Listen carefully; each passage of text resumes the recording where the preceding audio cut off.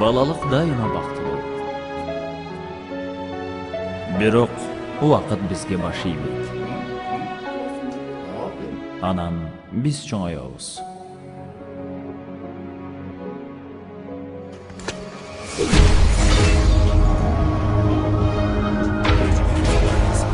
Biz бактыбыз үчүн күрөшөбүз.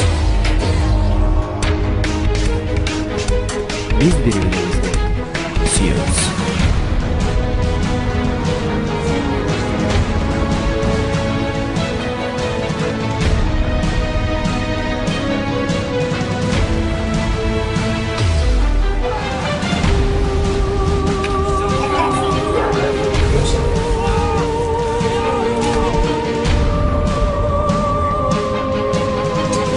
Бирок өмүр ченелүү.